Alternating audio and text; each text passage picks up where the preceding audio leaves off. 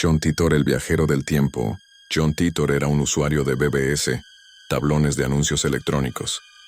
Estamos hablando de un tiempo en el que el correo electrónico era el principal método de comunicación por la red, aparte de los chats IRC y los foros web, pero incluso entonces los BBS ya estaban algo anticuados.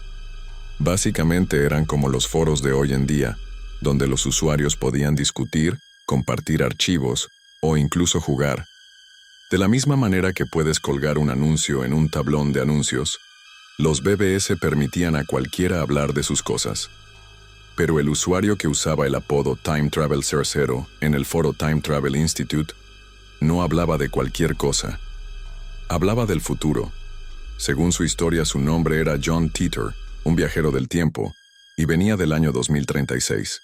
Para demostrarlo, fue colgando pequeños trozos de información, como esquemas de su máquina del tiempo, pero nunca la suficiente como para unir todas las líneas. Titor hablaba en mensajes cortos y concisos, como un soldado que presentaba un informe, porque es lo que era, un soldado estadounidense que había sido mandado al pasado para una misión muy importante.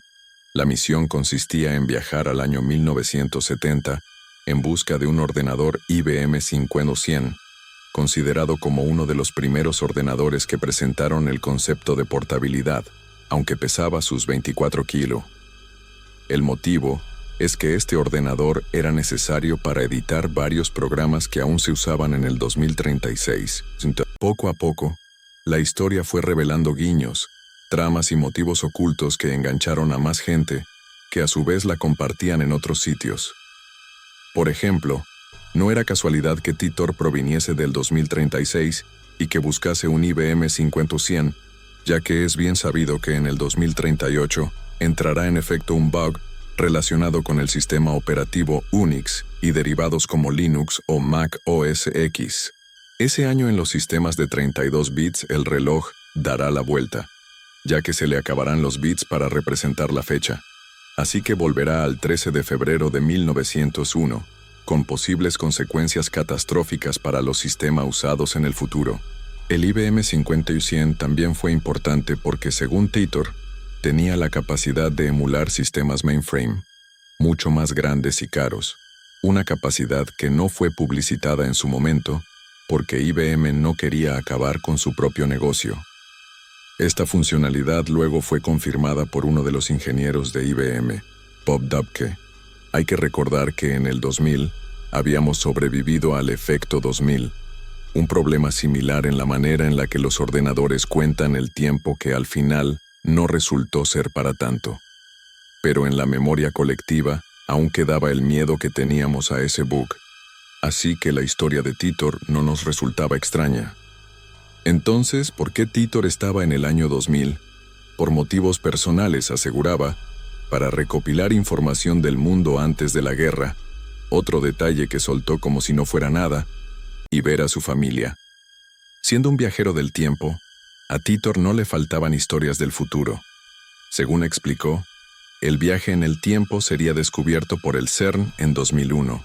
En 2004, una nueva guerra civil daría comienzo en EU, que terminaría en 2015 con el inicio de la Tercera Guerra Mundial, de la que Titor era uno de los supervivientes. Aunque John Titor dejó de publicar en marzo de 2001, la leyenda ya había nacido y no iba a morir. Los foros se llenaron de John Titors falsos que intentaron continuar la historia, de fotografías manipuladas en las que veíamos a Titor en diversos momentos históricos, y de supuestas coincidencias con lo que había pronosticado, como que en 2015 habría un presidente negro en la Casa Blanca. John Titor ya era algo más que un usuario de foros en Internet.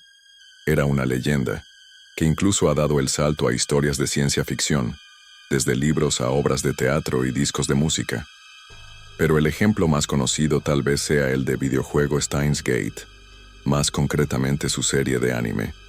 John Titor fue todo un fenómeno que aún hoy en día está siendo discutido en la red. La mayoría de sus predicciones no se hicieron realidad, aunque él mismo advirtió que su propio viaje podría haber alterado la línea temporal. Al final, nada de eso importa, porque la historia de Titor fue realmente emocionante, y durante unos meses toda Internet estaba pendiente de lo siguiente que iba a revelar. No olvides darle like al video y suscribirte.